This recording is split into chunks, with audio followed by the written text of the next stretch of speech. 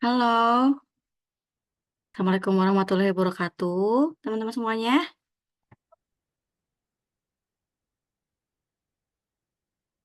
Belum ada suaranya nih.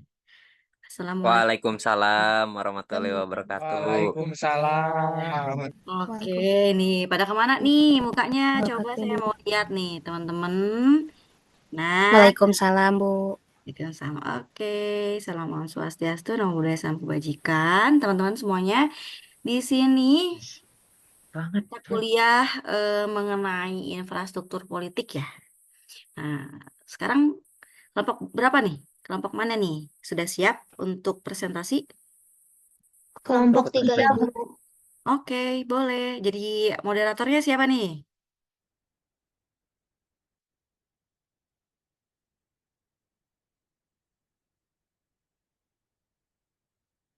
Siapa yang jadi moderatornya?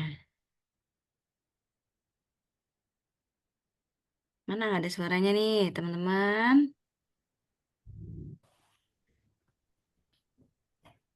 Boleh kalau gitu saya serahkan ke kelompok tiga ya untuk presentasi tugasnya tentang infrastruktur politik. Silakan kepada kelompok tiga.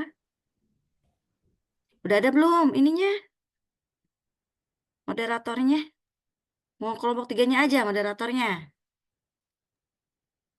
Bentar, Bu, lagi di chat yang moderatornya. Oke. Silakan ya.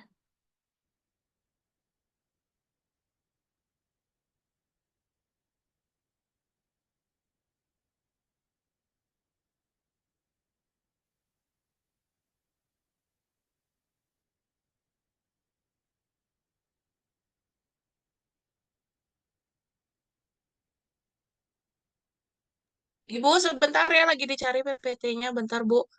Mm-mm. Coba itunya nanti G Drive-nya kirim lagi dong di grupnya, G Drive tugasnya, Link di drive-nya ada di deskripsi box, Bu. deskripsi ya. Mana coba lihat.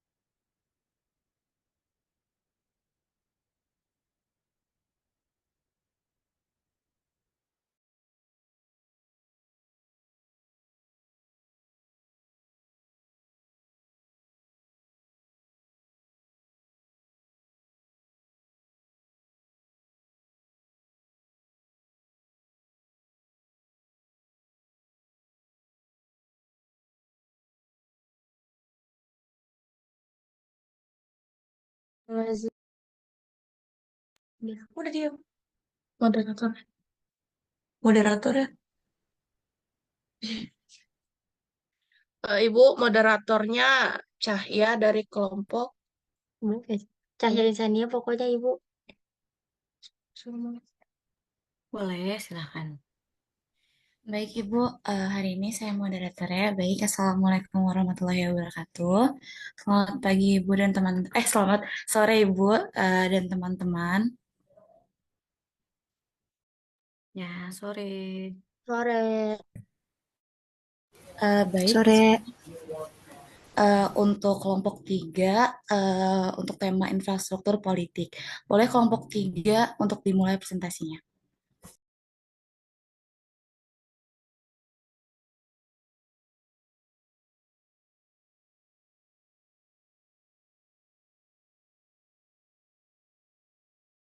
Ada.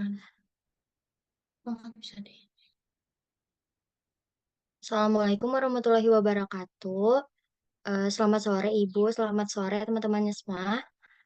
Di sini saya anggota kelompok dari kelompok 3 eh, yang akan mempresentasikan infrastruktur politik yang beranggotakan Nur Irawati, Firensia, Nabila Raihana, Ivan Aldi Pramana, Muhammad Gilang Aditya, dan saya sendiri Safa Jovita Mamonto.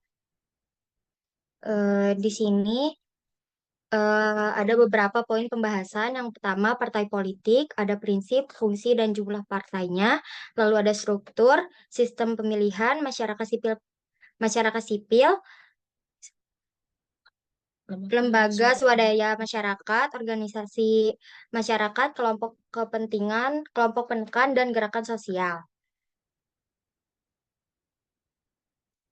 Pembahasan pertama akan dijelaskan oleh saya. Oleh Bila. Nabila. Untuk Nabila dipersilakan. Baik, terima kasih untuk Syafa. Baik Ibu, izinkan saya Nabila Rehana untuk menjelaskan terkait definisi partai politik. Nah, partai politik ini adalah organisasi politik resmi yang dibentuk oleh orang-orang yang mempunyai kepentingan yang sama dengan tujuan untuk menguasai pemerintahan dengan cara menempatkan anggota-anggota mereka dalam pemerintahan melalui mekanisme pemilihan umum. Partai politik juga dijelaskan dalam Undang-Undang Nomor 2 Tahun 2011 tentang partai politik, yaitu partai politik adalah organisasi yang bersifat nasional dan dibentuk oleh sekelompok warga negara Indonesia secara sukarela atas dasar kesamaan kehendak dan cita-cita untuk memperjuangkan dan membela kepentingan politik anggota, masyarakat, bangsa, dan negara, serta memelihara keutuhan negara NKRI berdasarkan Pancasila dan Undang-Undang Dasar Republik Indonesia tahun 1945. Sebelumnya di sini ada pengertian partai politik yang saya ambil menurut para ahli. Salah satunya itu menurut Miriam Budiarjo, yaitu partai politik adalah suatu kelompok yang terorganisir yang dimana para anggota-anggotanya memiliki orientasi nilai-nilai dan cita-cita yang sama. Tujuannya itu untuk memperoleh suatu kekuasaan politik dan merebut kedudukan politik dengan cara konstitusional untuk melaksanakan kebijaksanaan mereka. Oke, next.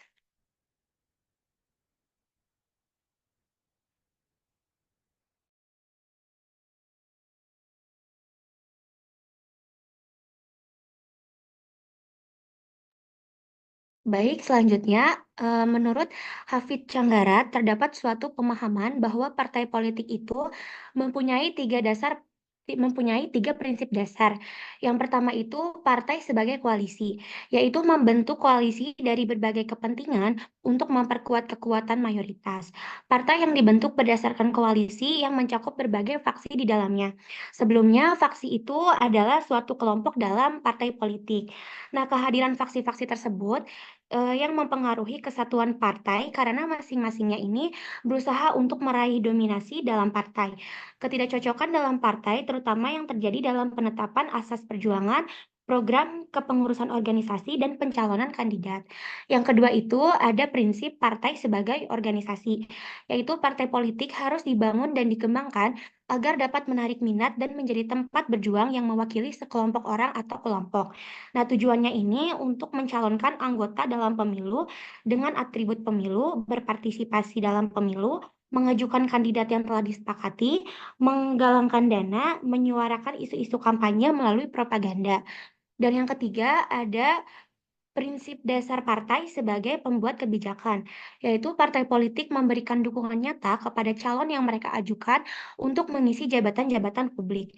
Nah, mereka ini memiliki wewenang untuk mempengaruhi atau menunjuk petugas di lingkup kekuasaannya, serta berperan dalam membuat keputusan di kementerian di mana anggota partai ini menempati jabatan yang sama melalui kolegialitas partai itu sendiri. Oke, lanjut.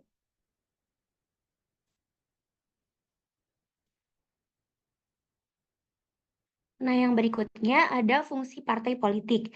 Terdapat 5 fungsi partai politik di Indonesia berdasarkan pasal 11 Undang-Undang Nomor 2 Tahun 2008 antara lain Yang pertama, menjadi sarana pendidikan politik bagi seluruh masyarakat Indonesia agar menjadi WNI yang sadar akan hak dan kewajibannya dalam kehidupan bermasyarakat, berbangsa, dan bernegara. Yang kedua ini menciptakan iklim yang kondusif bagi persatuan dan kesatuan bangsa Indonesia demi kesejahteraan masyarakat. Yang ketiga, menyerap, menghimpun, dan menyalurkan aspirasi politik masyarakat dalam merumuskan dan menetapkan kebijakan negara. Yang keempat, tempat WNI dapat berpartisipasi dalam politik. Dan yang kelima, merekrut untuk mengisi jabatan politik melalui mekanisme demokrasi dengan memperhatikan kesetaraan dan keadilan gender.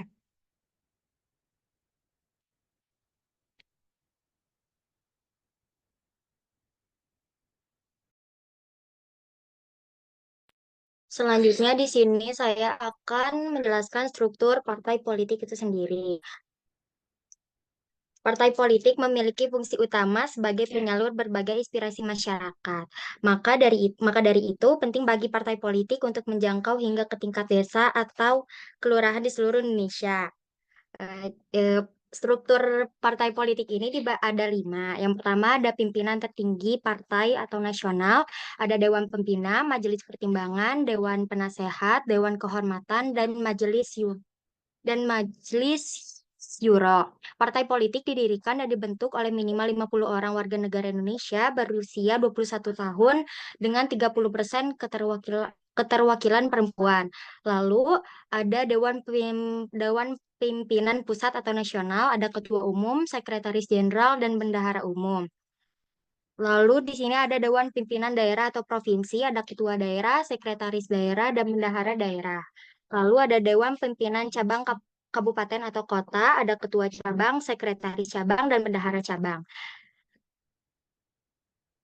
Lalu ada pimpinan anak cabang atau kecamatan, ketua anak cabang, sekretaris anak cabang, bendahara anak cabang. Di sini ada pimpinan ranting atau kelurahan atau desa, itu ada ketua ranting, sekretaris ranting, dan bendahara ranting.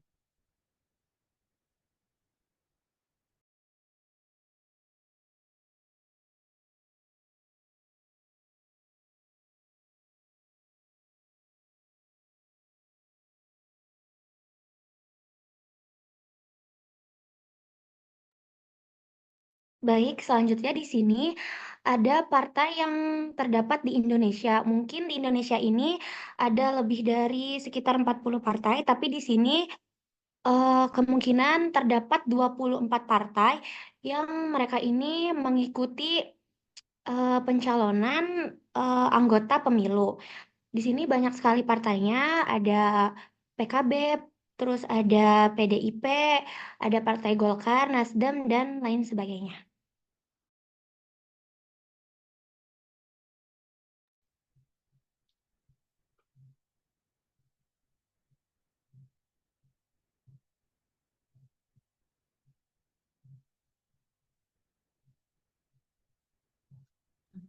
Jadi di sini soalnya ada sistem pemilihan di Indonesia. Sejarahnya itu ada 3 masa parlementer, masa Orde Baru sama masa reformasi. Kalau masa parlementer itu pada tahun 1955 adalah pemilu pertama yang diselenggarakan dalam sejarah kemerdekaan bangsa Indonesia yang baru berusia 10 tahun.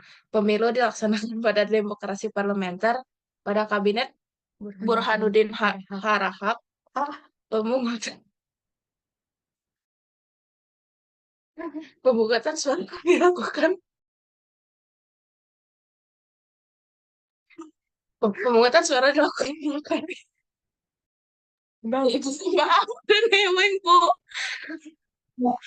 Lanjut, pemungutan suara dilakukan 2 kali, yaitu pemilihan anggota DPR pada 29 September 1955 untuk memilih anggota Dewan Konstituante pada 15 Desember 1955. Yaitu selanjutnya pada masa Orde Baru, yaitu pemilu tahun 1971 sampai 1997, yaitu merupakan pemilu kedua yang diselenggarakan bangsa Indonesia.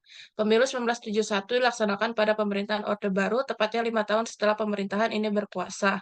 Pemilu yang dilaksanakan pada 5 Juli 1971 ini diselenggarakan untuk memilih anggota DPR, dan sistem pemilu 1971 ini mengandung sistem perwakilan berimbang atau proporsional dengan sistem stelsel daftar. yang artinya besar kekuatan perwakilan organisasi dalam DPR dan DPRD berimbang dengan besarnya dukungan pemilih karena pemilih memberikan suaranya kepada organisasi peserta pemilu. Lalu selanjutnya ada masa reformasi pada tahun 1999 sampai sekarang. Pemilu 1999 merupakan pemilu pertama pada masa reformasi. Pemungutan suara dilaksanakan pada tanggal 7 Juni 1999 secara serentak di seluruh wilayah Indonesia, dan sistem pemilu 1999 ini sama dengan pemilu 1997, yaitu sistem perwakilan berimbang atau proporsional dengan stelsel daftar.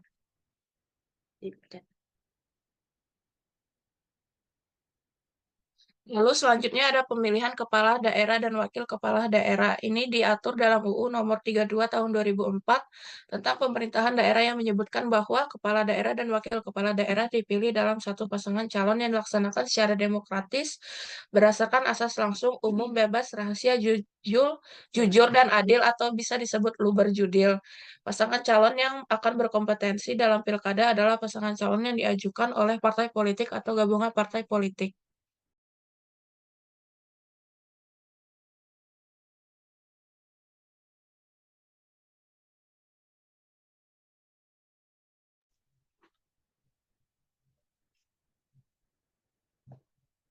Oke, di sini aku bakal ngejelasin tentang definisi dan dampak serta eh, dari masyarakat sipil itu sendiri.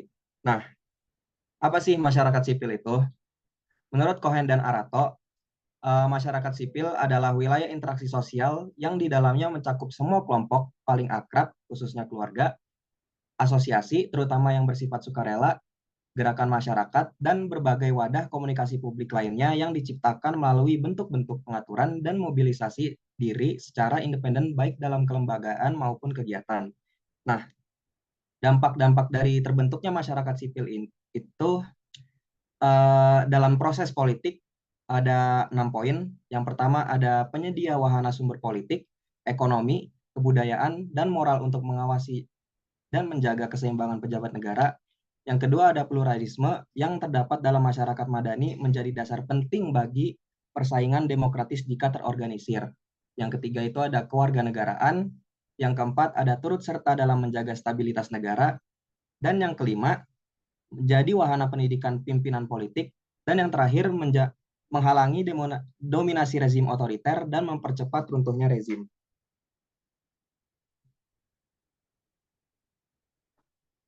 Next, boleh.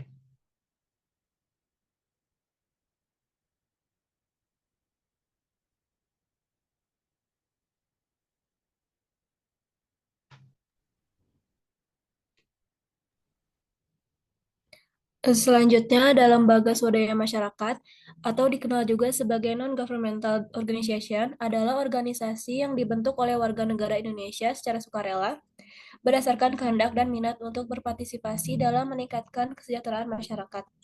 LSM berfokus pada kegiatan tertentu yang bertujuan untuk memberikan pelayanan kepada masyarakat tanpa mengharapkan keuntungan finansial. Adapun tujuan dari LSM sendiri yaitu meningkatkan partisipasi, pemberdayaan, dan akses masyarakat dalam pembangunan daerah serta pengelolaan sumber daya alam dan lainnya melalui pelayanan, pendampingan, dan advokasi, memelihara nilai-nilai agama dan kepercayaan kepada Tuhan Yang Maha Esa, melestarikan dan menjaga norma nilai moral, etika, dan budaya yang ada di masyarakat, mengawasi dan melindungi sumber daya alam serta lingkungan hidup, mendorong semangat kesetiakawanan sosial, gotong royong, dan toleransi dalam kehidupan masyarakat, menjaga dan memperkuat persatuan serta kesatuan bangsa, dan mendukung pencapaian tujuan negara kesatuan Republik Indonesia.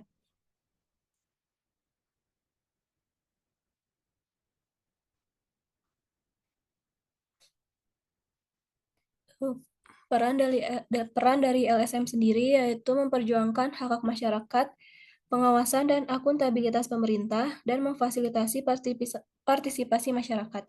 Fungsi dari LSM yaitu menampung aspirasi masyarakat, pemberdayaan masyarakat, penyediaan pelayanan sosial, mendorong partisipasi masyarakat untuk memelihara, menjaga, dan memperkuat persatuan serta kesatuan bangsa.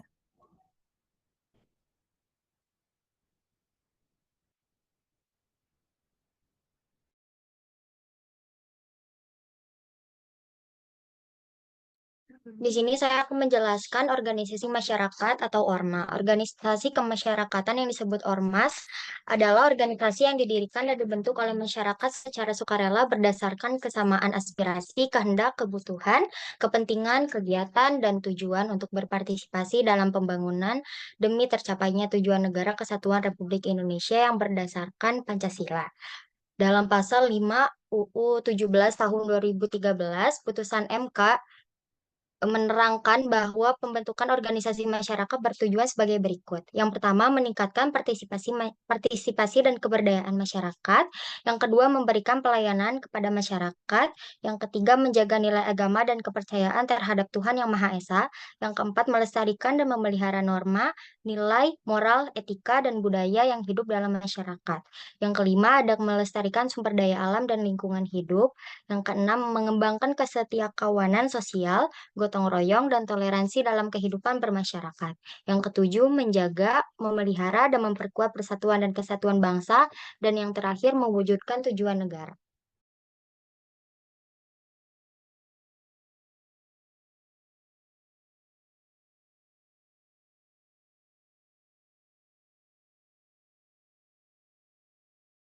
Oke, selanjutnya ada kelompok kepentingan. Jadi, kelompok kepentingan atau interest group adalah sekelompok individu atau organisasi yang bertujuan untuk mempromosikan kepentingan atau tujuan tertentu yang dapat menguntungkan organisasi atau suatu pihak dalam kebijakan publik. Mereka berusaha mempengaruhi pengambilan keputusan pemerintah dengan cara yang konstruktif dan terorganisir.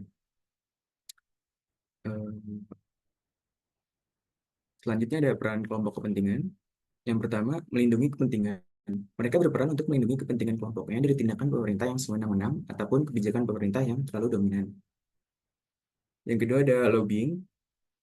Kelompok ini berfungsi sebagai kelompok yang mempengaruhi pemerintah dalam mengeluarkan kebijakan dengan memberikan masukan-masukan berupa saran dan kritik yang berkualitas berdasarkan kepentingan dan keinginan yang berkepentingan.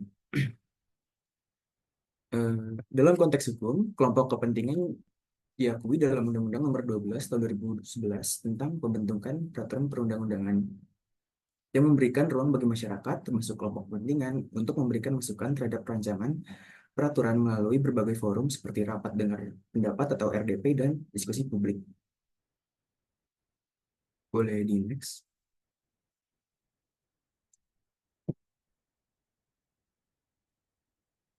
Selanjutnya ada kelompok penekan.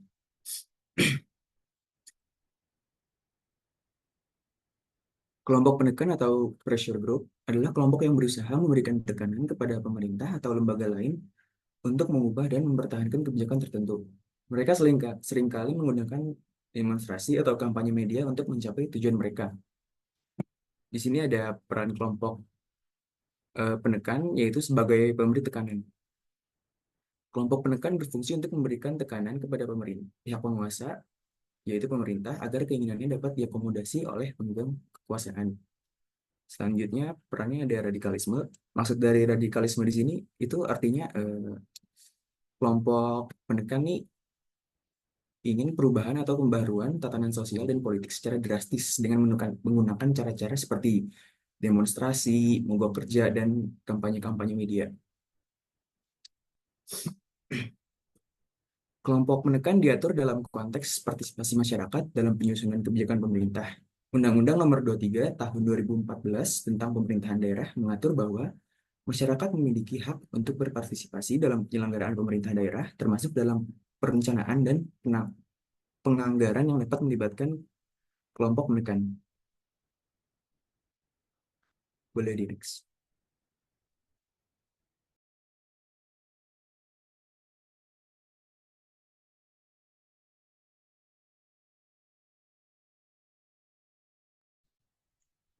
Nah, selanjutnya di sini ada gerakan sosial. Gerakan sosial merupakan suatu bentuk aksi bersama yang bertujuan untuk melakukan reorganisasi sosial baik yang diorganisir secara rapi maupun secara cair dan informal.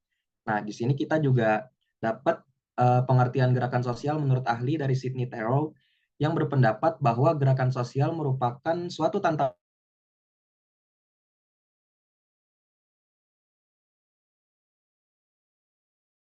para elit penentang dan pemegang wewenang dalam pembahasan tentang gerakan sosial. Banyak sekali pakar teoritis sosial yang memberikan definisi mengenai gerakan sosial yang bisa kalian cari di Google dan lain-lain. Nah, gerakan sosial juga ada beberapa hal yang mempengaruhi lahirnya gerakan sosial. Yang pertama itu, gerakan sosial dilahirkan dengan kondisi yang memberikan kesempatan bagi gerakan itu. Seperti halnya pemerintah yang moderat cenderung lebih memberikan kesempatan besar bagi kelahiran gerakan sosial ketimbang pemerintah yang sangat otoriter. Nah, yang kedua itu ada gerakan sosial timbul karena meluasnya ketidakpuasan atas situasi yang ada. Seperti contohnya urbanisasi perubahan dari masyarakat tradisional ke masyarakatan modern yang tidak diimbangi dengan persiapan yang matang akan berdampak pada perubahan sosial yang menimbulkan kesenjangan ekonomi yang meluas secara antara si kaya dan si miskin. Kesenjangan serta kelunturan nilai-nilai yang sudah diagungkan serta krisis identitas sosial. Next.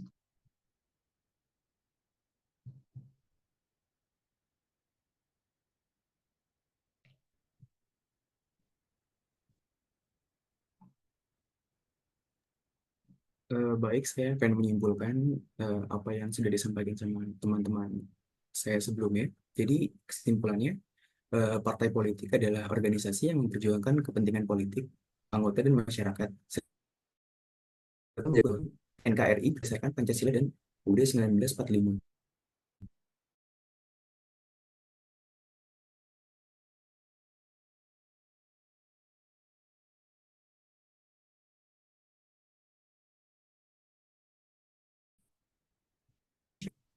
Masyarakat sipil melalui LSM dan gerakan sosial juga berperan dalam menjaga keseimbangan kekuasaan dan perubahan sosial. Boleh di next.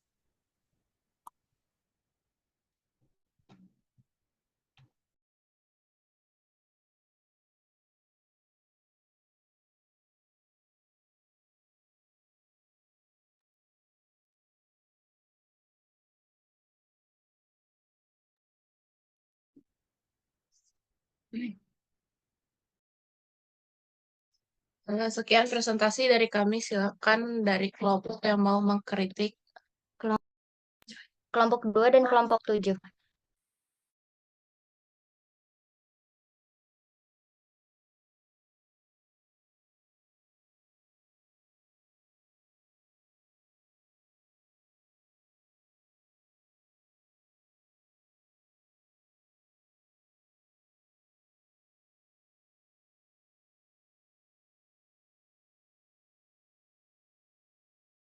Baik, terima kasih atas presentasinya kelompok 3.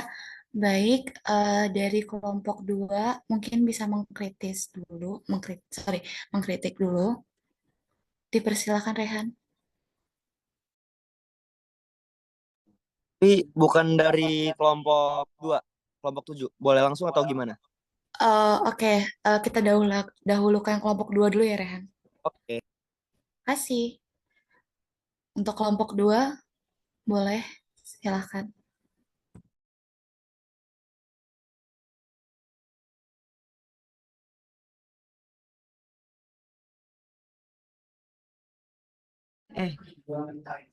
Boleh ya, lanjut ya.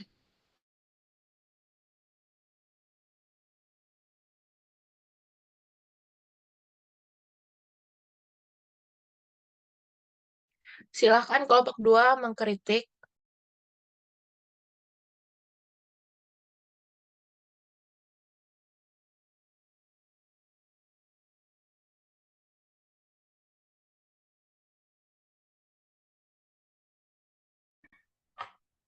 Baik, sebelumnya perkenalkan, saya Kansa dari kelompok 2.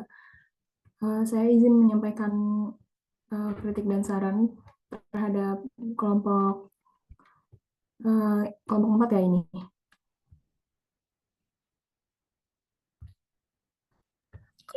Untuk kelompok 3, maaf, untuk kritik dan sarannya dari saya sejauh ini paling hanya PPT-nya aja yang terlalu banyak teks, tapi selebihnya sudah sangat baik dan materi yang disampaikan juga cukup jelas dan lengkap. Paling itu aja kritiknya karena PPT-nya terlalu banyak teksnya. Terima kasih.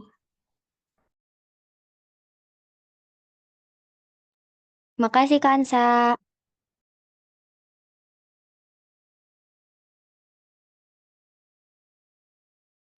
Terima kasih untuk Hansa. Apakah kelompok 2 ada yang mau mengkritik lagi?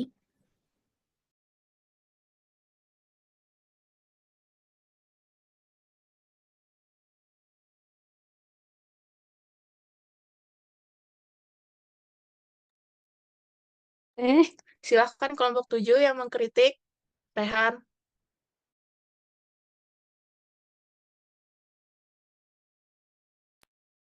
Sebelumnya makasih buat kelompok kelompok berapa ini? Kelompok kelompok 4 yang udah memberikan kesempatan.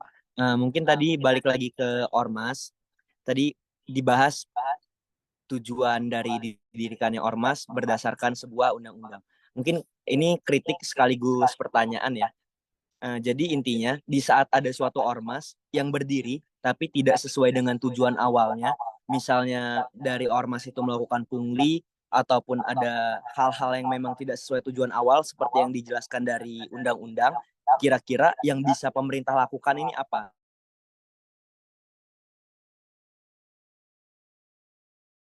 Apakah ada peringatan ke ormasnya atau ada langkah?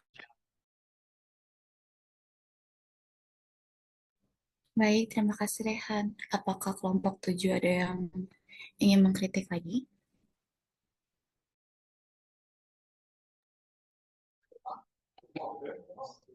Saya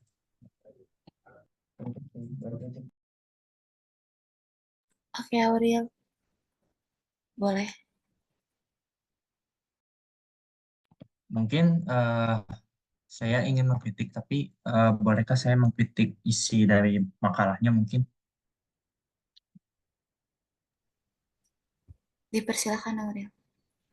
Ya mungkin kalau saya tadi kan sebelumnya kelompok 3 itu memberikan makalah kepada kelompok 7 ya.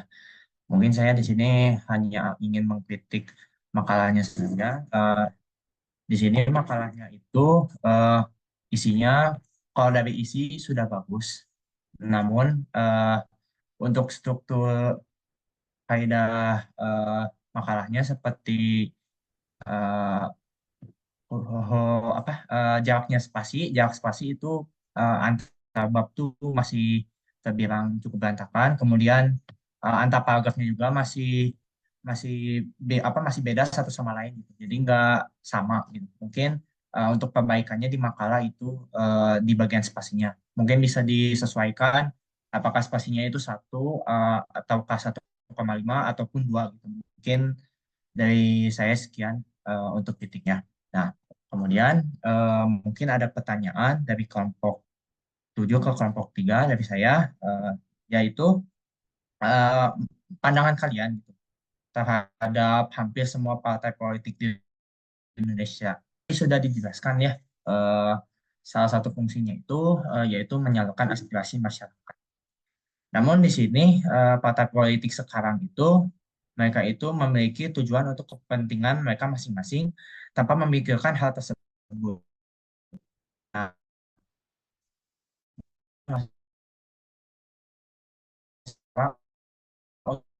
untuk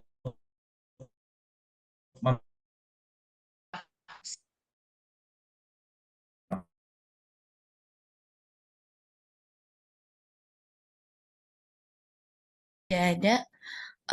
Boleh kelompok 3 untuk memberikan tanggapan atas kritik serta pertanyaan dari kelompok 2 dan 7. Terima kasih. Cahaya maaf kelompok 2 bukannya belum nanya ya? Kalau nggak Jadi apa kan kritik udah tanggapan terhadap kritiknya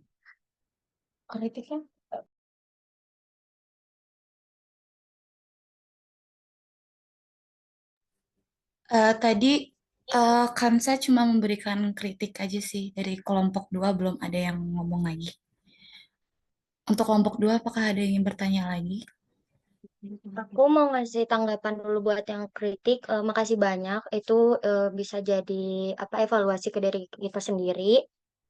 Makasih banyak. Itu jadi masukan juga. Makasih.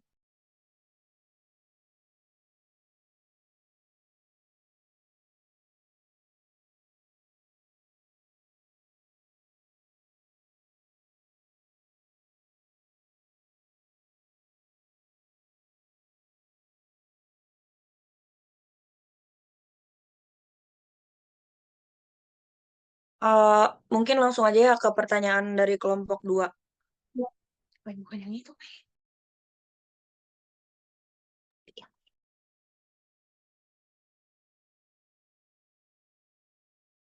Yang ini kelompok lu.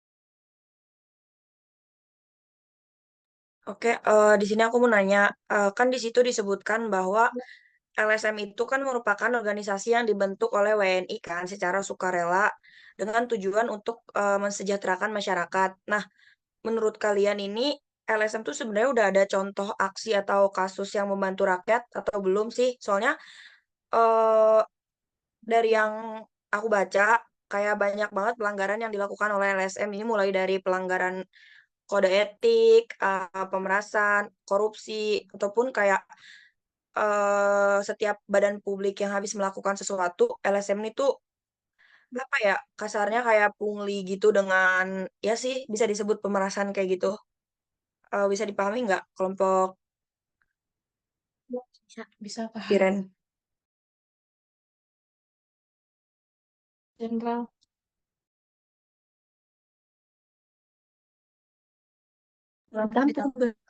Ibu, maaf ini buat pertanyaannya. Ditampung. Mau tampung dulu. Berjalan 2 tahun.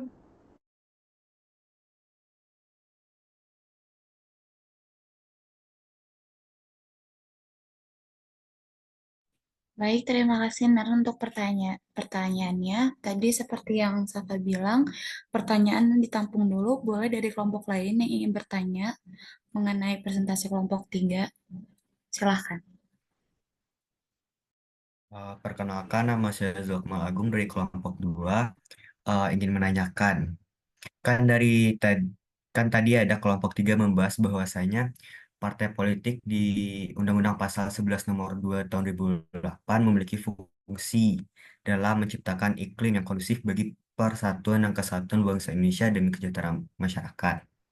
Di realita perpolitikan Indonesia, hal itu masih bertentangan, seperti banyak permasalahan dalam pembuatan undang-undang di lembaga legislatif, penggunaan kekuasaan, lalu berbagai manuver politik yang dilakukan oleh partai politik yang menyebabkan ketidakstabilan politik di Indonesia.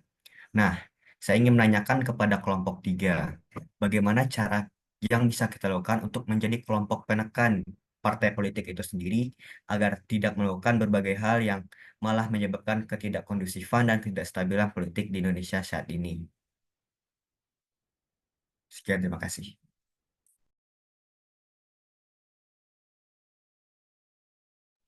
Baik, terima kasih Agung atas pertanyaannya. Apakah ada yang ingin bertanya lagi? Saya Nadira dari kelompok 7, izin bertanya. Saya izin bertanya tentang struktur organisasi partai politik.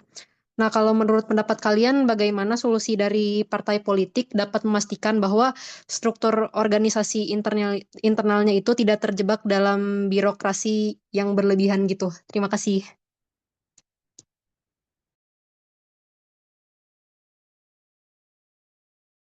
Baik, terima kasih Nadira atas pertanyaannya. Mungkin dari kelompok 3, open pertanyaan, berapa pertanyaan lagi?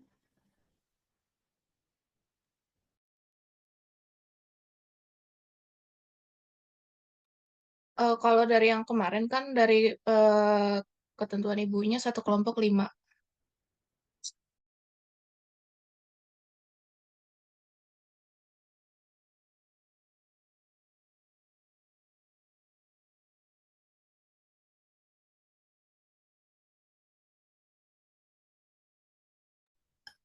Terima kasih Piran. Boleh untuk Lona, dipersilakan bertanya. Oke, makasih atas kesempatannya. Izin bertanya untuk di bagian tadi fungsi partai politik. Yang pertama itu kan ada sarana pendidikan politik bagi seluruh masyarakat Indonesia agar menjadi WNI yang sadar akan hak dan kewajibannya dalam kehidupan masyarakat, berbangsa dan bernegara. Jadi kan sebenarnya tuh partai politik harusnya menjadi sarana pendidikan politik. Sedangkan di zaman sekarang ya apalagi pemilu kemarin itu banyak banget bahkan yang bukan latar belakangnya tuh politik tapi masuk ke eh, kegiatan-kegiatan politik pemilu kemarin. Seperti contohnya tuh selebriti yang bisa dibilang dia tuh nggak punya latar belakang politik sama sekali. Nah, di sini aku pengen nanya, eh, ada nggak sih regulasi untuk penyeleksian dari partai politik untuk calon-calon legislatifnya untuk masuk atau maju ke dalam pemilu gitu. Dan ada juga nggak misalnya setelah lulus seleksi itu partai politik menyediakan seperti pembekalan untuk calon-calon legislatifnya di saat maju ke pemilu gitu. Kira-kira ngerti nggak pertanyaannya? Maaf untuk Luna, mungkin Makasih Luna. pertanyaannya kirim di WA aja ya, Oke. inti pertanyaannya. Oke, makasih. Terima kasih Lona atas pertanyaannya. Boleh, Brevit? Oke, izin bertanya. Saya Brevit dari kelompok 7. Saya ingin bertanya, bagaimana pendapat dari kelompok 3 terhadap fenomena yang terjadi sekarang, yang mana hampir semua partai yang lolos ke parlemen atau ke Senayan, mereka itu membentuk suatu koalisi besar di pemerintahan yang sekarang. Dan hal tersebut menyebabkan terjadinya oposisi yang sangat minim. Dan yang belum bergabung ke dalam koalisi baru cuma PDIP. Nah, bagaimana dampak dari bergabungnya seluruh partai dalam satu koalisi bagi jalannya sistem demokrasi di Indonesia? Sekian pertanyaannya. Terima kasih. Jadi kami izin menjawab ya dari pertanyaan Kelompok 7.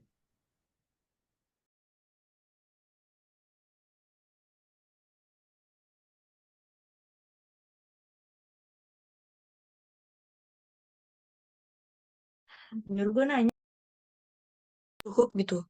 Untuk pertanyaannya mungkin udah cukup. Izinkan Diskusi, kelompok 3 untuk berdiskusi dahulu ya. Makasih.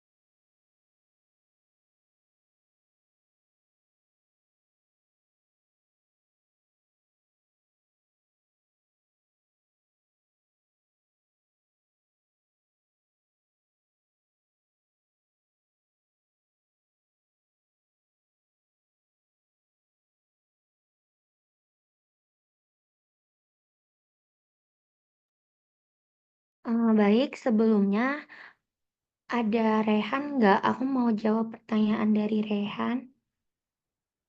Halo, Rehan. Ada nggak Rehannya? Ada, aman.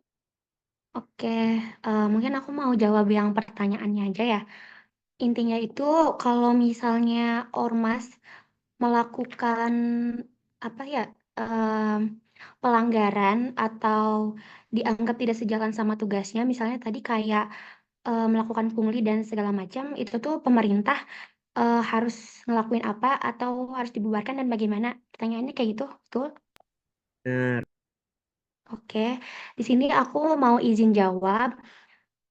Ormas itu kalau misalnya mereka dianggap melanggar atau tidak sejalan sesuai dengan tugasnya, ormas itu bisa aja dibubarkan oleh pemerintah kalau mereka itu dianggap bertentangan dengan peraturan perundang-undangan yang berlaku atau yang telah disetujui oleh pihak pemerintah dan ormas itu sendiri. Nah, lalu apa sih mereka juga kan bisa ya melakukan tindakan yang merugikan masyarakat. Nah, pemerintah juga bisa memproses pembubaran itu. Cuman pemerintah tuh gak bisa membubarkan ormas secara sepihak aja. Nah, biasanya itu ada apa ya kayak prosedur hukum yang harus diikuti atau dilalui, termasuk pemberian kesempatan kepada ormas untuk membela diri. Nah, ada juga nih di Undang-Undang nomor, kalau nggak salah itu nomor 17 tahun 2013 tentang ormas yang mengatur tata cara dan syarat-syarat pembubaran ormas. Nah, pembubaran secara sepihak ini tanpa proses hukum yang jelas dapat melanggar hak asasi manusia dan prinsip negara hukum. Jadi kalau misalnya ormas itu mereka melanggar apa ya? Melanggar atau bertentangan dengan peraturan itu atau tidak sejalan dengan apa tugas atau tujuannya, mereka tuh bisa aja dibubarin oleh pemerintah. Mungkin segitu jawaban dari aku. Untuk kelompok 3 yang lain, ada yang mau nambahin?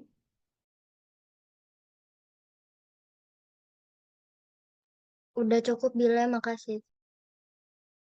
Oke, Rehan, apakah terjawab? Jawab. Makasih banyak teman-teman. Oke, makasih Rehan.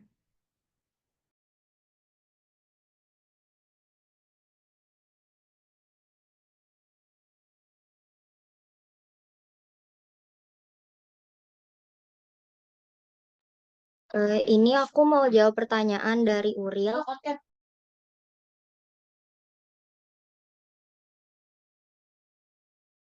Di sini kan pertanyaannya bagaimana pendapat kalian terhadap hampir semua partai politik Indonesia memiliki tujuan untuk kepentingan mereka masing-masing tanpa memikirkan aspirasi masyarakat atau hal yang bersifat nasional.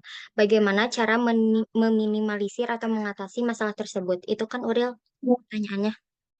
Betul sekali. Jadi kan yang kita tahu partai politik di Indonesia masih kayak ngutamain kepentingan mereka sendiri, terus ngabain aspirasi masyarakat. Buat ngatasin masalah ini perlu adanya pendidikan politik yang meningkatkan kesadaran publik, transparansi dalam pendanaan partai, dan juga penguatan institusi pengawas. Selain itu, eh, mendorong partai untuk lebih melibatkan masyarakat dalam pengambilan keputusan dan memanfaatkan teknologi untuk mengumpulkan masukan ataupun pendapat yang bisa membantu ngeciptain sistem politik yang lebih responsif dan akuntabel. Itu sih, Uril, udah cukup belum? Cukup. Terima kasih. Yang dimaksudkan Oke. itu.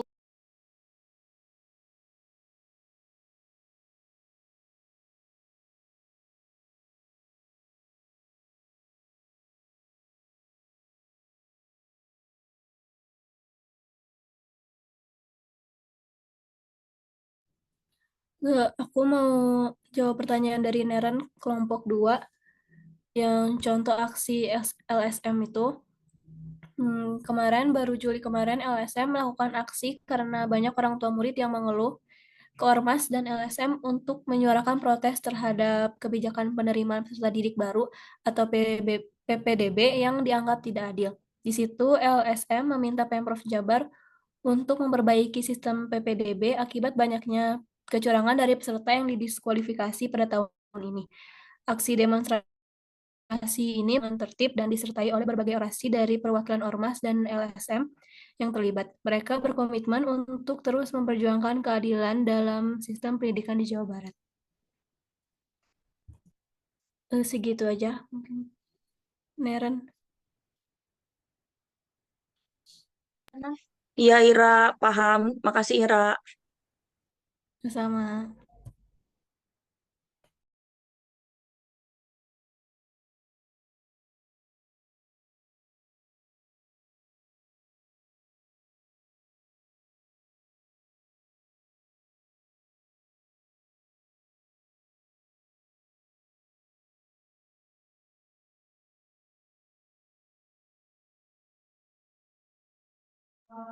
Ada berapa soal lagi nih? Ada dua lagi, Bu. Ini saya izin menjawab pertanyaan Luna tentang regulasi untuk mengatur calon legislatif dari parpol untuk maju ke pemilu Indonesia.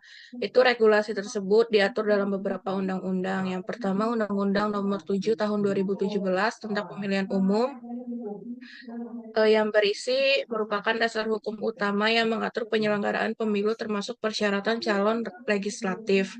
Lalu beberapa ketentuan penting meliputi syarat umum bagi calon legislatif, usia minimal, pendidikan, status kewarganegaraan, dan komitmen tidak pernah terlibat dalam tindak pidana berat. Lalu UU Nomor 7 Tahun 2017 ini juga mengatur bahwa calon legislatif harus dicalonkan oleh partai politik serta pemilu. Lalu yang kedua, dalam kedua itu ada di Peraturan Komisi Pemilihan Umum atau PKPU yang berisi KPU mengeluarkan peraturan yang lebih rinci tentang